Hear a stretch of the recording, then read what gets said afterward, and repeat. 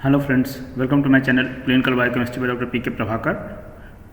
Today we are going to talk about lactose intolerance. So first we will see what is lactose and then we will talk about the detail about the lactose intolerance. So what is lactose? Lactose is a disaccharide which is composed of galactose and glucose. So both D form of glucose and galactose combines with beta bonds. It is beta glycosidic bonds, and that is between the carbon number 1 and carbon number 4. So the bond between the galactose and glucose is beta 1,4 glycosidic bond.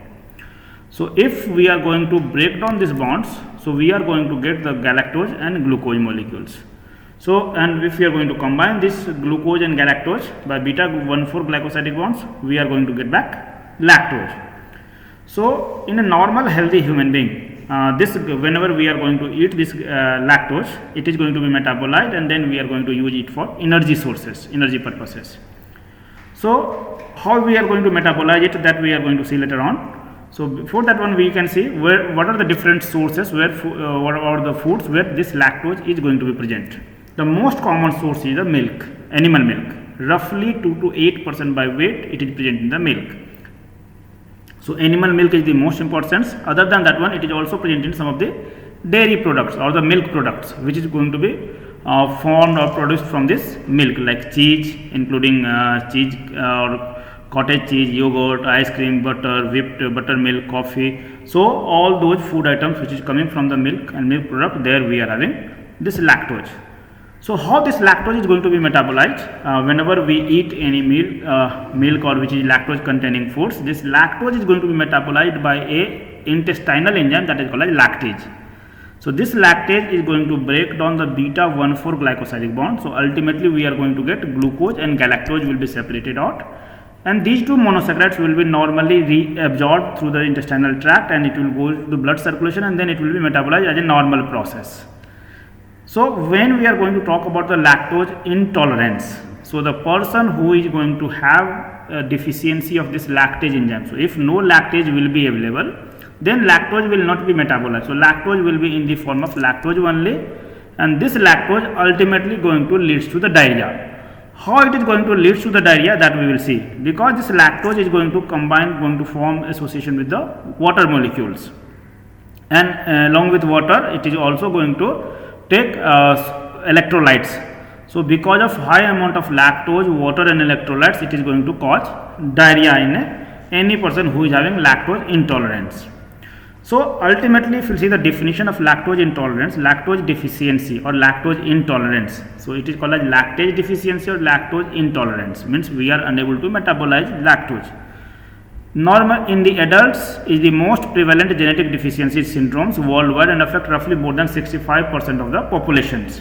So this is the normal metabolic process what is going to happen during the lactose intolerance. A person who is eating the lactose, so they are going to metabolize lactose by lactase enzyme. In abnormal situation in the colon, if this lactase is inactive or this lactase is not absent, then lactose will not be digested, lactose will not be metabolized. So undigested lactose will be there. Same undigested lactose will pass out through the small intestine and lower portions. There we are having sufficient amount of gut microbiota or normal microbiota. Those microbiota is going to digest or utilize this lactose through bacterial fermentations. And because of this bacterial fermentations, they are going to generates a huge amount of gases and huge amount of short chain fatty acids. Ultimately these two going to cause different kind of signs and symptoms. This is the normal metabolic process when lactase is present. So lactose is going to be, whatever we eat lactose, that will be going to be metabolized by this lactase into glucose and galactose, and it will be absorbed and metabolized for energy purpose.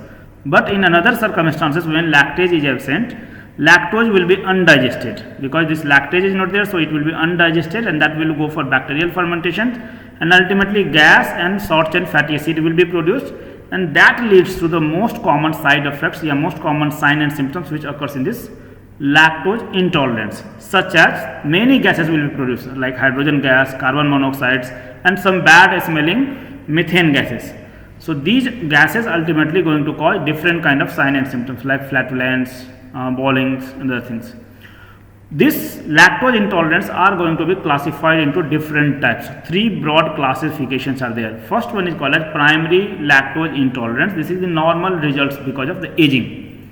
So as you know that in the case of kids whose main food or mainly depends on the milk consumptions, so they are having sufficient amount of lactase enzyme is going to work. As aging is going on, so slowly this lactase enzyme is going to be non-functional, and because of that one person is going to be lactose intolerance. So that is because of the aging it is going to happen, or sometimes it is lactase secretion is also going to be decreased.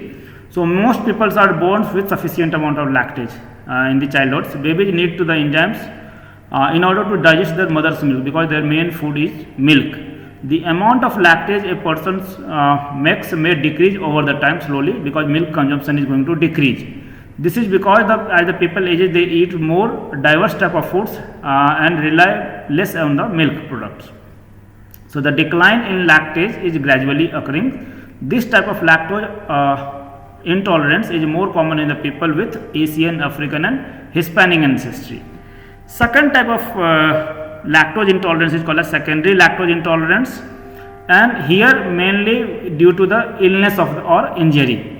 So intestinal decrease such as the celiac disease, inflammatory bowel syndromes, or due to a surgery or any kind of injury, a small intestine can also cause lactose intolerance.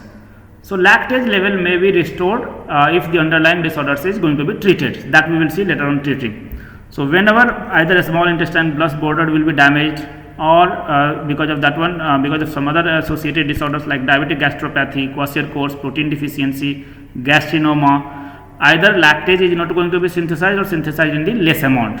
So that leads to the secondary. So if for the treatment of this one, if we are going to treat these disorders, obviously automatically secondary lactose intolerance will be corrected. And third one is called as congenital or developmental lactose intolerance. Here people being born with the conditions. So it is a very rare case. Lactose intolerance is inherited and through rare autosomal recessive inheritance. So that in this case person gets this type of disease from their previous generations, because it is a genetic abnormality. Whenever person will have lactose intolerance, so sign and symptoms occurs roughly 30 minutes to 2 hours after the consumption of the dairy or lactose containing foods. Symptoms normally vary in the child as well as in the adults, because in the case of childs mainly depends on the milk as a primary food. So they have diarrhea and they will have poor weight gain. But in case of adults, because they rely on different other foods also, so normally weight is not going to be that much affected because of this lactose intolerance. So they will have other things like abdominal bloatings, cramps, diarrhea, flatulence and nausea because of more gas productions or the short chain fatty acid productions.